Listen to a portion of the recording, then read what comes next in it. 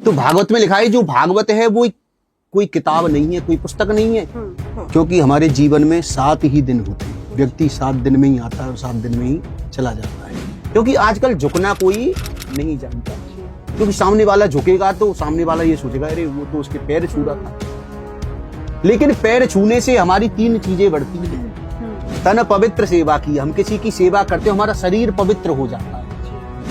तन पवित्र सेवा किए धन पवित्र कर दान। यदि हम धन को, जो महीने में आप जितने पैसे कमा रहे हो उसमें से 10वां अंश यदि उसका हम दान कर देते हैं तो हमारा जो धन है वो पवित्र हो जाएगा। यदि आप कहें कि मैं ये कार्य करने के लिए जा रहा हूं, मैं ये कार्य करूंगा, तो उस कार्य में अड़चनें अवश्य आएंगी, वो कार्य कभी पूरा नहीं होगा। दान करने की कोई सीमा नहीं है, कोई समीक्षा नहीं है। ऐसा नहीं कि आप 1,00,000 2 लाख रुपए दान करेंगे तो दान है। आपने किसी गाय को हरा चारा खिला दिया वह भी दान है, किसी भूखे को भोजन करा दिया वह भी दान है। तो भगवान कहते हैं कि हमेशा मुझ पर विश्वास रखो, मन में भाव रखो, और जो कार्य हम कर सकते हैं वो स्वयं करो, किसी के ऊपर मत छोड़ो।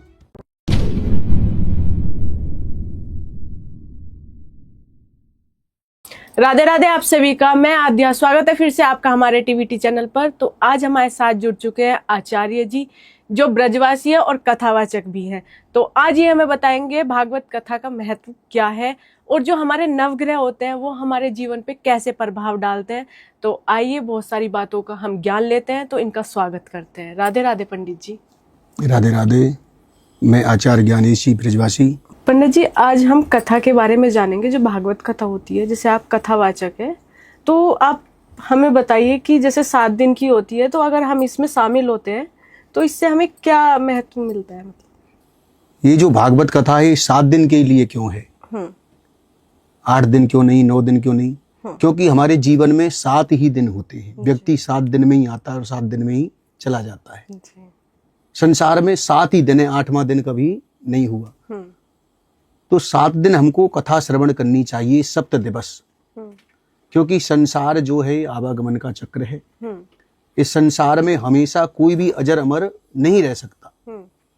उसके लिए उपाय क्या है? इसलिए जो भागवत कथा है उसमें भगवान कृष्ण की लीलाओं का वर्णन किया गया है। जी। भगवान कृष्ण ने जन्म से लेकर के और संसार से जब तक गए तब तक संसार में क्या क्या किया, उसका जो लाभ है, जो महत्व है, हमको श्रीमद् भागवत कथा में मिलता है। जी। भागवत जो है भाग्योदयेन बहुजन्म समर्जितेन सतसंगमम च लभते पुरुषो यदा वै अज्ञान हेतु कृत मोह मदांधकार नासम वेदाहि तदोदयते विवेकः। भागवत कथा व्यक्ति को वैसे प्राप्त नहीं होती। कब होती है? भाग्योदयेन, जब हमारे भाग्य उदय होते हैं। भाग्योदयेन बहुजन्म, हमारे कई बार कई जन्म निकल जाते हैं लेकिन हम अच्छे कार्य नहीं कर पाते। क्योंकि जब हम अच्छे कार्य के लिए तरफ आगे बढ़ते हैं तो कोई ना कोई विघ्न बाधा आ जाती है। बहुत से व्यक्ति सोचते हैं कि इसमें तो बहुत धन लगेगा, हम ये कार्य कराएंगे, हम पूजा कराएं पंडित जी को बुला करके, उसमें कई 1000 रुपए लग जाएंगे। तो हम जब अच्छा कार्य करेंगे उसमें कोई ना कोई रुकावट आ जाएगी। अड़ोसी पड़ोसी रिश्तेदार भी आपको रोकने लग जाएंगे। लेकिन जब आप गलत रास्ते पर जाओगे तो कोई रोकने वाला नहीं है, कोई नहीं रोकेगा। सब चाहते कि अच्छा है, गलत रास्ते पर जा रहा है। तो भाग्योदयेन बहुजन्म समर्जित, हमारे कई कई जन्म निकल जाते हैं लेकिन हमको भागवत श्रवण नहीं हो पाती। भागवत श्रवण कब होती है? भाग्योदयेन बहुजन समर्जितेन सतसंगमम च लभते, हम सत्संग करें, पुरुषो यदा वै, हमारे जो अज्ञान, हमारे अंदर जो अंधकार रूपी अज्ञान जो भरा हुआ है उसको ज्ञान में बनाने की जो सामर्थ्य है वो श्रीमद् भागवत कथा में है। जी। अब भागवत है क्या? तो भागवत में लिखा है जो भागवत है वो कोई किताब नहीं है, कोई पुस्तक नहीं है।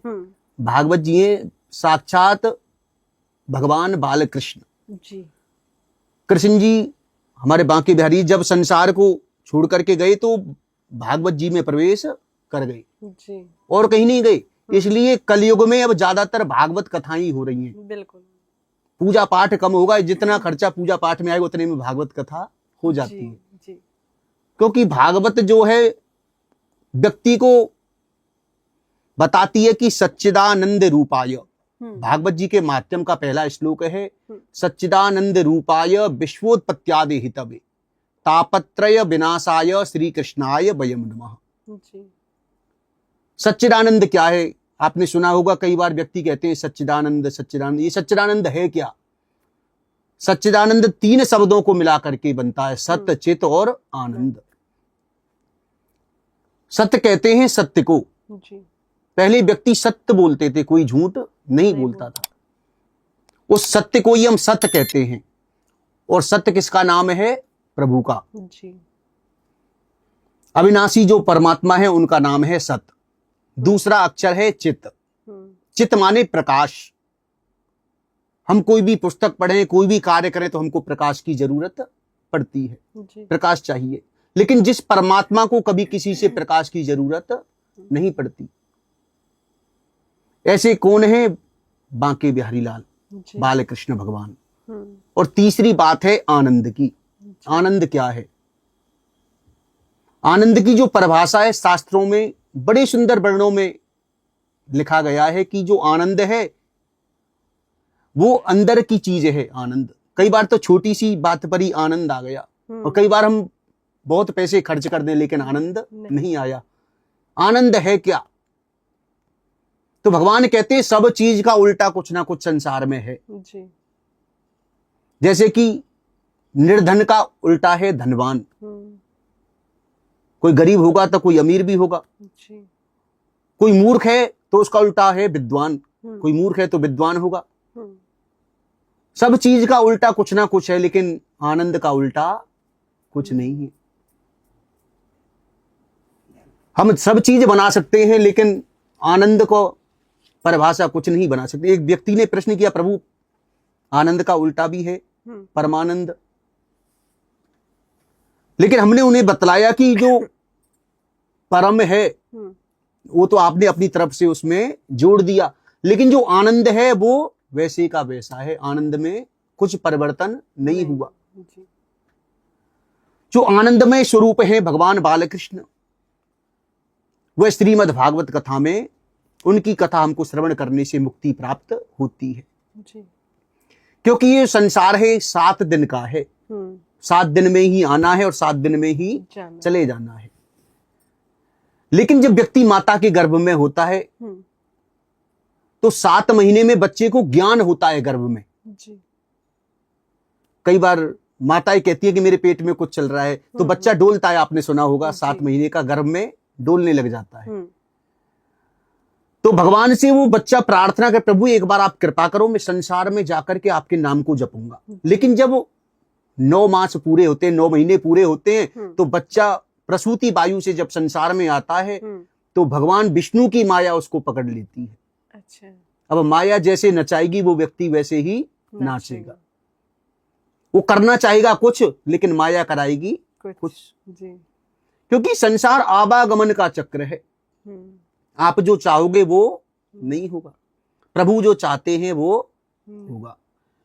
क्योंकि भगवान ने व्यक्ति को माध्यम बना करके भेजा है जी।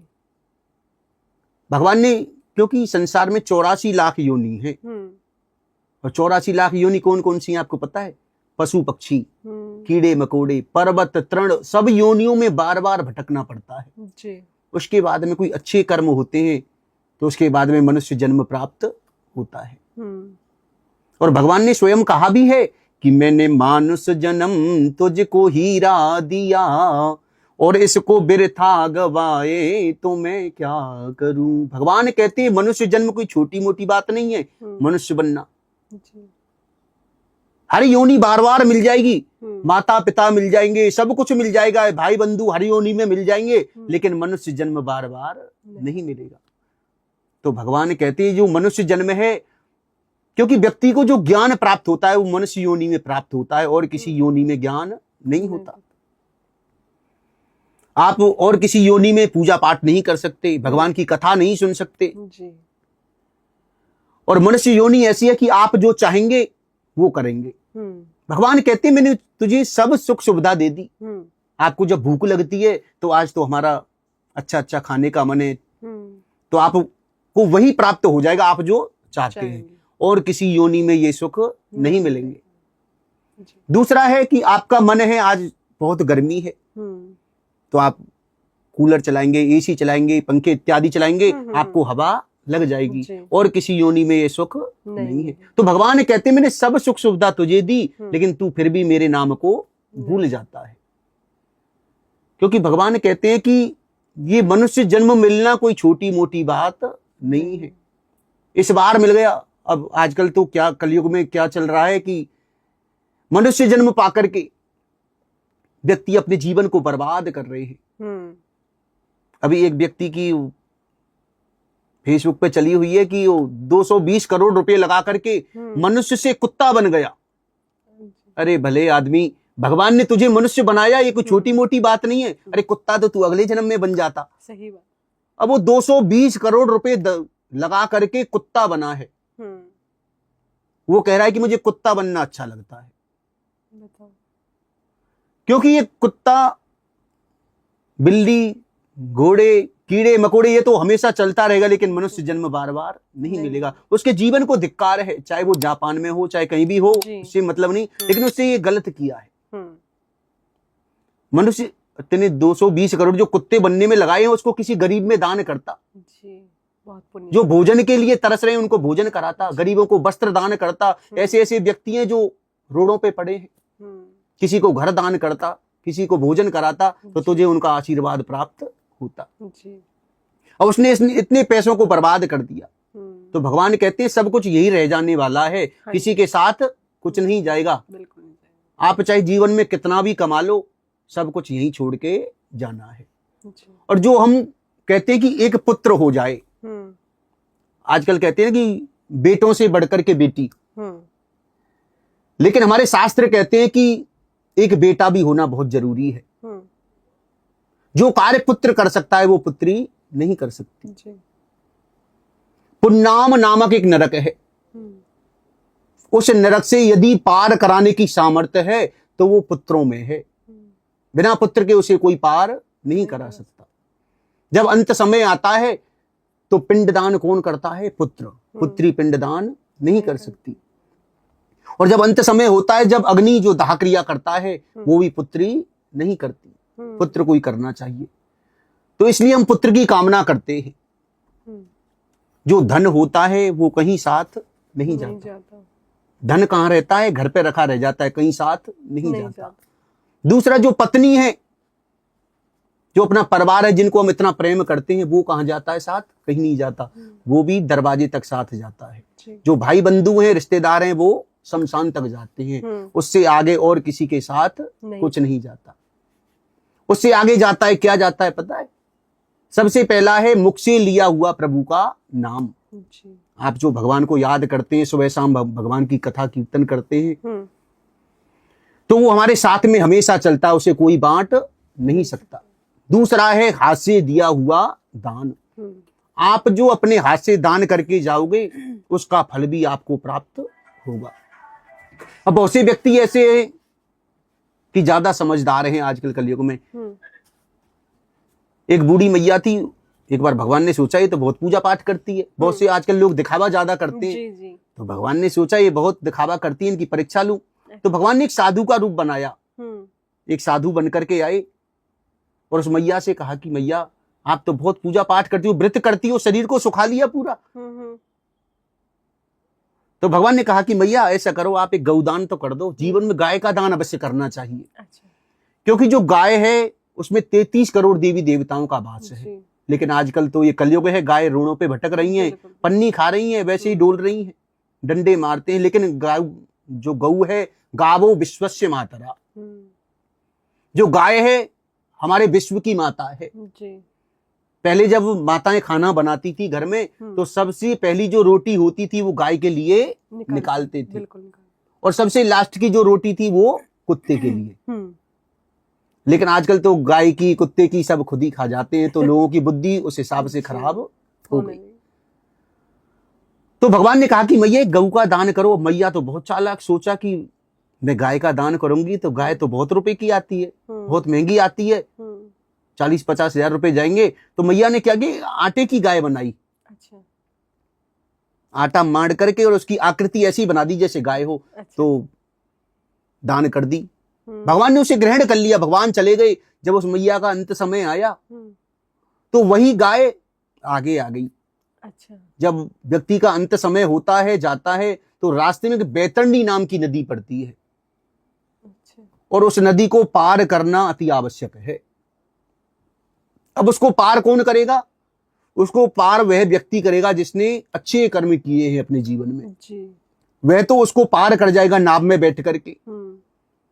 लेकिन जिसने अच्छे कर्म नहीं किए, बुरे रास्ते पर चलता रहा, जीवन बर्बाद कर दिया, उसको उस नदी को तैर करके पार करना होता है। लेकिन वो नदी इतनी बड़ी है, बैतरणी नदी, उसका कोई छोर नहीं है, आर पार कुछ नहीं है उसका। अच्छा। तो उसके लिए हम गाय का दान करते हैं, गौदान करते हैं। जब बैतरणी नदी रास्ते में आती है तो वही गौ माता जो हमने दान करी है वो आगे आ जाती है। गाय की पूंछ पकड़ करके उस बैतरणी नदी को पार करना होता है। अब उस मैया ने तो जो गाय दान करी थी वो आटे की थी। अब मैया ने जैसी पूंछ को पकड़ा तो पूंछ तो हाथ में आ गई। अब थोड़ी आगे और वो गाय बढ़ी तो जो आटे की गाय थी वो जल में मिल गई। मैया ने कहा कि ये सब कैसे हुआ?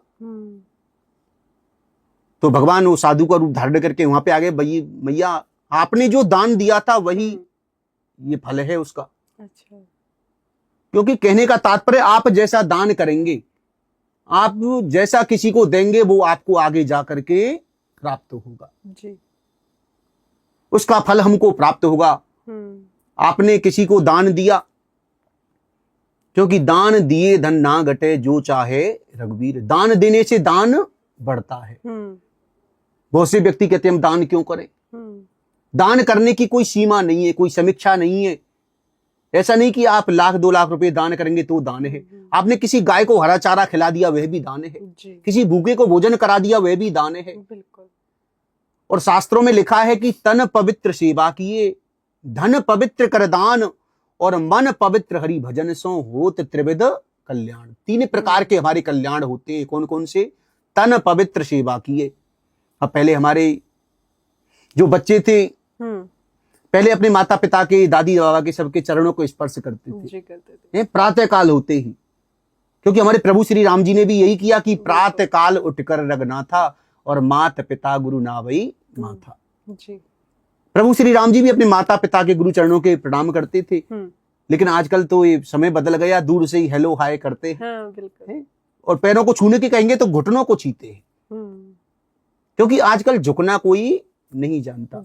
क्योंकि सामने वाला झुकेगा तो सामने वाला ये सोचेगा अरे वो तो उसके पैर छू रहा था। लेकिन पैर छूने से हमारी 3 चीजें बढ़ती हैं कि तन पवित्र सेवा किए। हम किसी के पैर छूंगे, पैर दबाएंगे। पहले जो बहू होती थी ना, अपनी सासू माँ के पैर दबा के जब सोती थी, लेकिन आजकल तो बहू उल्टे पैर दबा ले सास में। तो तन पवित्र सेवा की, हम किसी की सेवा करते हो, हमारा शरीर पवित्र हो जाता है। तन पवित्र सेवा किए, धन पवित्र कर दान। यदि हम धन को, जो महीने में आप जितने पैसे कमा रहे हो उसमें से 10वां अंश यदि उसका हम दान कर देते हैं तो हमारा जो धन है वो पवित्र हो जाएगा। आपने महीने में लाख रुपए कमाए, बहुत अच्छी बात है, लेकिन उसका जो 10वां अंश है, आपने उसमें से 100 रुपए भी दान कर दिए किसी मंदिर में, किसी गौशाला में, किसी भिखारी को, तो आपका जो अंश, आपके पास जो धन आया है वो कहां से आया, कैसे आया, वो पवित्र हो जाएगा। लेकिन आजकल व्यक्ति तो बस आता जाए, हमको कुछ पूजा पाठ नहीं करना, कहीं नहीं लगाना, क्यों उठाएं पैसे? पूजा कराएंगे, हवन कराएंगे, 2-4 हजार रुपए खर्च हो जाएगा। लेकिन भगवान कहते हैं कि धन पवित्र कर दान। यदि आपने उस धन को पवित्र करना है तो आपको अच्छे कर्मों में अवश्य लगाना पड़ेगा। किसी मंदिर में पंखा लगवा दिया, जहां जो व्यवस्था है, कुछ चाहिए वहां वो व्यवस्था कर दी, तो आपका जो धन है वो पवित्र हो गया। आपके पास में जो धन आया, कहां से आया, कैसे आया, किसने कैसे मन से दिया, किसका कैसा धन है। यदि आप उस धन को ऐसे दान नहीं करोगे, अच्छे कर्मों में नहीं लगाओगे, तो धन बुरे रास्ते पर चला जाएगा। अब बुरे रास्ते पर कैसे जाएगा? शरीर में कोई बीमारी लग जाएगी। आप बीमार हो गई, कोई बीमारी लग गई, डॉक्टर ने चेकअप किया, है, ऑपरेशन लिख दिया, ये लिख दिया, और डॉक्टर ने 2-4 लाख रुपए ले लिए। जी। कोई केस लग गया, वकील ने पैसे ले लिए, तो गलत रास्ते पर वो पैसा चला जाएगा, वो रुकने वाला नहीं है। तो भगवान कहते हैं अपने धन को यदि आपको स्वच्छ करना है, अच्छा करना है, यदि इकट्ठा करके रखना है, तो आप उसको थोड़ा थोड़ा दान करते उसमें से रहें। जी। तन पवित्र सेवा किए, धन पवित्र कर दान, मन पवित्र हरि भजन सो। हम जो भगवान का कथा कीर्तन करते हैं, भगवान को याद करते हैं, सुबह जब घर से निकलते हैं तो प्रभु के आगे हाथ जोड़ते हैं, प्रभु आज हम कार्य पर जा रहे हैं, जी। तो हमारा जो मन है वो पवित्र हो जाता है। कई बार हम मन में सोचते हैं, गलत गलत विचारें हमारे मन में आती हैं, लेकिन हम जब प्रभु के सामने जाते हैं तो सारी व्यथाओं को भूल जाते हैं। एक बार एक मैया थी, यही गुरुग्राम में एक सोना चौक पर सिद्धेश्वर मंदिर है खाटू श्याम बाबा का। अच्छा। उनका जो बच्चा था बहुत बीमार था, बहुत बड़े हॉस्पिटल, मेदांता में किसी बड़े हॉस्पिटल में भर्ती था। डॉक्टरों ने हाथ खड़े कर दिए, वो मंदिर में आई, पूरे दिन मंदिर में श्याम बाबा के सामने बैठी रही, रोती रही। जी। क्योंकि जब हमारे सारे रास्ते बंद हो जाते हैं तो प्रभु का द्वार ऐसा है जो हमेशा खुला रहता है। लेकिन व्यक्ति कहता है कि मैंने ये कर दिया, मैंने ये कर दिया, लेकिन करने वाला कोई कुछ नहीं। व्यक्ति ने कुछ नहीं किया, जो कराया प्रभु ने कराया। भगवान कराने वाले हैं और कोई कुछ कराने वाला नहीं है। तो जो भागवत है 7 दिन के लिए क्यों बनाई? संसार में 7 ही दिन है, 7 दिन में ही आना है और 7 दिन में ही जाना है।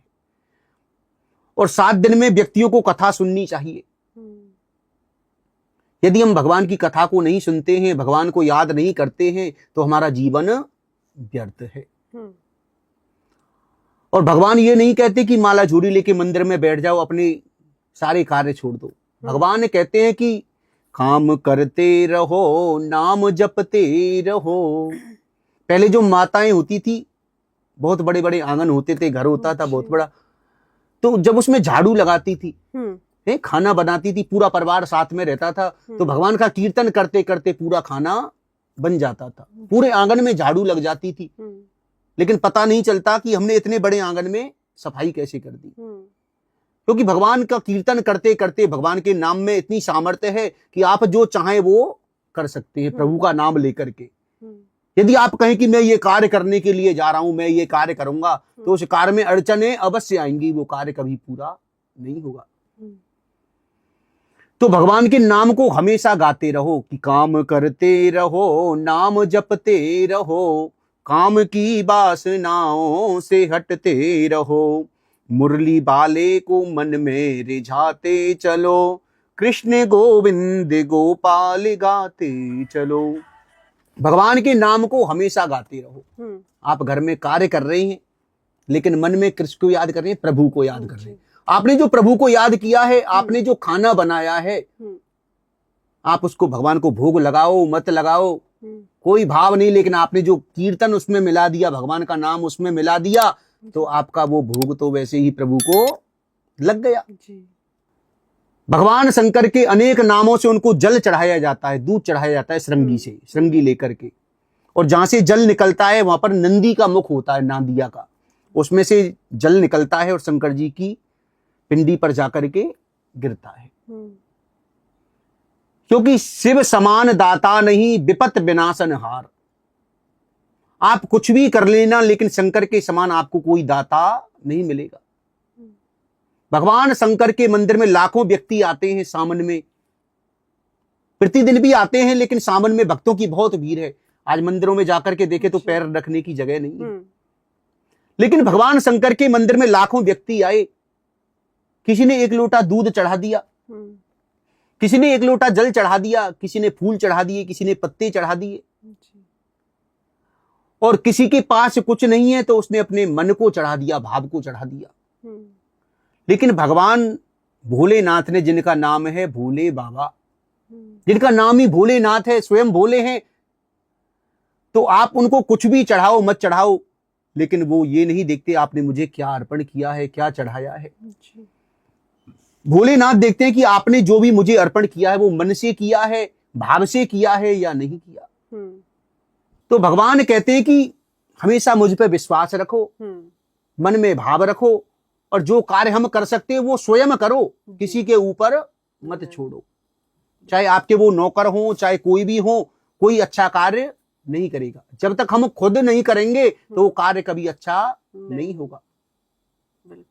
तो भगवान ने कहा है कि आप स्वयं अपने कार्य को करो।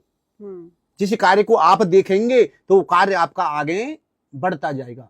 बहुत से व्यक्ति घर पे बैठे हैं, कंपनी चल रही है, बड़े बड़े उचल, लेकिन वो कार्य कभी ज्यादा चलता नहीं है।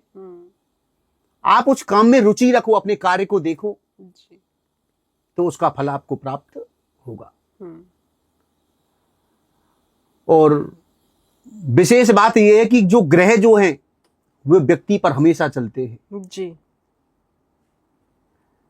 व्यक्ति ने जन्म लिया, बच्चे ने जब जन्म लिया, उसकी राहु की दशा चल रही थी, शनि की या केतु की दशा चल रही थी, तो माता का ऑपरेशन करा दिया। वो जो बच्चा पैदा हुआ वो ऑपरेशन से हुआ। तो दशा तो कोई ना कोई हमेशा चलती रहेगी। उनका उपाय है, उनका उपाय करें। सर्वप्रथम भगवान सूर्य है, भगवान सूर्य को हम नित्य प्रति जल दें। जल में थोड़ा सा रोली डाल दें, हल्दी डाल दें, जो भी आपके पास हो वो डाल करके भगवान सूर्य को अर्पण करें। और भगवान सूर्य के अनेक मंत्र हैं। ओम घृणी सूर्याय नमः, ओम आदित्याय नमः, आपको जो भी याद आ जाए, कुछ भी याद नहीं, ओम सूर्याय नमः, ये मंत्र बोल करके भगवान सूर्य को अर्पण करें। तो भगवान सूर्य हमको तेज देने वाले हैं, उच्च पदवी प्रदान कराने वाले सूर्य हैं। आप कोई बड़ा कार्य करेंगे, आप सूर्य को अच्छा करके रखो तो आपका जो बड़ा कार्य है वो पूरा हो जाएगा। और जो चंद्रमा है वो मन के कारक है। यदि हमारा मन अच्छा नहीं है तो आप नित्य प्रति शाम को चंद्रमा के दर्शन करो। चंद्रवार को, सोमवार को भगवान शंकर के शिवालय में शिव जी को जल अर्पण करें। और इसमें सफेद चीज का दान करें, सफेद वस्त्र, चीनी, चावल, दूध, दही। ठीक है। ये किसी गरीब आदमी को, किसी गरीब व्यक्ति को दान करें तो हमारा जो मन है वो अच्छा हो जाएगा। जी। तीसरा ग्रह है मंगल। जो मंगल है वो मंगल करने वाला है हमेशा। लेकिन मंगलवार को हमें भूमि को नहीं खोदना चाहिए। अच्छा। क्योंकि जो मंगल है वो भूमि का पुत्र है। भूमि पुत्र मंगल।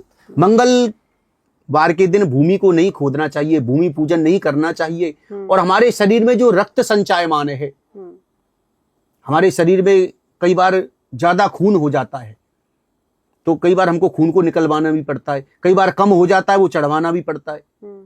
तो जो मंगल है वो रक्त के कारक है। मंगल जो होता है वो लाल होता है, और हमारे जो खून का जो कलर है, जो ब्लड का जो कलर है वो है रक्त लाल। तो इसलिए मंगल को स्थगित करें। मंगलवार को हनुमान चालीसा का पाठ करें। हनुमान जी को सिंदूर से चोला चढ़ाएं। सुंदरकांड का पाठ करें, जितना हो सके मंगलवार के दिन करें। तो इससे हमारा मंगल अच्छा होगा, हमारे साथ हमेशा मंगल ही मंगल होगा। जी। और जो बुध है वो सद्बुद्धि देने वाले हैं, अच्छी बुद्धि। कई बार आपने सोचा कि आज मुझे ये कार्य करना है और वहां जाना है, और आप जाओगे, उस कार्य को अच्छे से करके आओगे। कई बार आपने सोचा मुझे वहां जाना, लेकिन मन में ऐसा जाऊं नहीं जाऊं, सोचने में, विचार करने में कई घंटे बर्बाद हो जाते हैं, वो समय खराब हो जाता है। तुम्हारी बुद्धि उससे अच्छी नहीं है, बुद्धि खराब है। कई बार छोटे छोटे बच्चों को जो मन है, जो बुद्धि है, पढ़ाई में नहीं लगती। जी। तो बुधवार के दिन यदि बुध अच्छा करना है तो बुधवार को हरे वस्त्रों का दान करें। अच्छा। हरित वस्त्र। हो सके तो हरे वस्त्र धारण भी कर सकते हैं, पहन सकते हैं। और किसी गाय को या किसी गरीब को हरी सब्जियों का दान करें, हरी सब्जी खिलाएं। उससे हमारा बुध अच्छा होगा। और बृहस्पति जो गुरु है वो हमेशा अच्छा करने वाले हैं, हमारे शरीर से अच्छा कराने वाले हैं, शुभ कर्म कराने वाले हैं। जैसे कि बहुत से व्यक्ति पूजा पाठ करते हैं, उनका गुरु अच्छा होता है, पढ़ाई में ज्यादा मन लगता है। बहुत से व्यक्ति रात को 2-2, 3-3 बजे जग करके पढ़ने लग जाते हैं, बहुत पढ़ते हैं, तो उनका गुरु बहुत अच्छा होता है। बृहस्पतिवार के दिन भगवान विष्णु की पूजा करें जी। भगवान विष्णु का जो प्रतीक है वो है केला, केले की पूजा करें और केले की जड़ में चने की दाल और गुड़ भगवान विष्णु को अर्पण करें। और हो सके तो बृहस्पतिवार की कथा स्वयं पढ़ें और उसके बाद में विष्णु भगवान की आरती करें, उससे हमारा गुरु अच्छा होगा जी। आप किसी से कुछ बोलेंगे तो आपकी उस बात को वो सामने वाला व्यक्ति अच्छे से सुनेगा। बिल्कुल। कई बार क्या होता है, हम बोलते जा रहे हैं, सामने वाले को कुछ पता नहीं चल रहा, क्यों? गुरु जो हमारा वाणी का कारक है जी। अब गुरु किस स्थान पे कुंडली में कहां पर बैठा है ये भी ग्रहों के हिसाब से होता है। तो जिनका गुरु खराब है वो बृहस्पतिवार की पूजा अवश्य करें जी। और हो सके तो बृहस्पतिवार के दिन जो व्रत करता है उसको केले नहीं खाने चाहिए। केले की पूजा की जाती है, केला खाए नहीं जाते जी। हो सके तो पूरे परिवार में बच्चे भी नहीं खाएं। ये बृहस्पतिवार का उपाय है। शुक्रवार के दिन, शुक्रवार जो है वो भौतिक सुख देने वाला है, परिवार का सुख, पत्नी का सुख, बच्चों का सुख, धन का सुख, जो भी भौतिक सुख है, हमको लग्जरी जो लाइफ जो मिलती है वो शुक्र देते हैं जी। शुक्र देवता को हमेशा स्थगित करना है। तो शुक्रवार के दिन भी सफेद चीज का दान होता है। अच्छा। जो चंद्रवार का होता है, सोमवार का जो होता है वही शुक्रवार को होता है जी। दूध दही का, चावल का, ठीक है, और सफेद कपड़े का भी दान कर सकते हैं, ये शुक्रवार का है।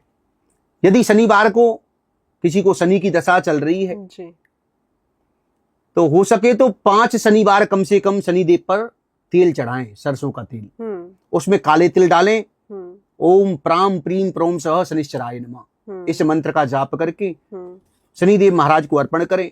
और शनिवार को काला कपड़ा लेकर के, एक नारियल लेकर के, उसमें 7 कील रख करके और साबुत उड़द ब्लैक कलर की उसमें रख करके अपने ऊपर 7 बार उसार करके उसको या तो जल में प्रवाहित करें या किसी पीपल के नीचे रख दें, तो उससे हमारा शनि ठीक होता है। शनि चालीसा का पाठ करें तो इससे हमारा जो शनि है वो ठीक होगा। राहु और बाहु बलम, जो राहु है हमारी भुजाओं में बल प्रदान करने वाले हैं, ताकत देने वाले हैं। यदि शरीर में कमजोरी महसूस होती है, ताकत नहीं है, तो राहु को श्रेष्ठ करें जी। पीपल की जड़ में दूध चढ़ाएं, उसकी परिक्रमा करें, तो उससे हमारा राहु ठीक होगा जी। राहु और बाहुबलम केतु कुलस्य उन्नति, जो केतु है कुल की उन्नति करता है। कई बार सुनने में आता है कि शादी को कई वर्ष हो गए लेकिन परिवार में बच्चा पैदा नहीं हुआ, क्यों? क्योंकि उनका केतु खराब है। जब तक वो केतु को ठीक नहीं करेंगे तब तक उनका परिवार आगे नहीं बढ़ेगा। केतु हमारे कुल की उन्नति करता है, केतु कुलस्य उन्नति, केतु को ठीक करना है। केतु को ठीक करने के लिए, अपने कुल को बढ़ाने के लिए केतु को यदि करना है तो एक नारियल लेकर के अपने ऊपर 7 बार उसार करके उसको जल में प्रवाहित करें, तो उससे राहु केतु, पहले ग्रह 7 थे अब 9 हो गए। राहु और जो केतु है ना वो एक है। अच्छा। सिर अलग है और नीचे का धड़ अलग है, तो ये राहु केतु है। इस प्रकार नवग्रहों की पूजा करनी चाहिए। नवग्रह व्यक्ति के जीवन में हमेशा चलते हैं। कोई ग्रह 18 साल चलेगा, कोई 8 साल चलेगा, कोई 10 साल चलेगा, कोई 15 साल चलेगा। इस प्रकार पूरे जीवन ये ग्रह चलते रहते हैं। सभी का उपाय है, सभी का उपाय करते रहना चाहिए। बहुत बहुत धन्यवाद पंडित जी कि आपने हमारे लिए समय निकाला। ठीक है जी, राधे राधे, जय श्री राम।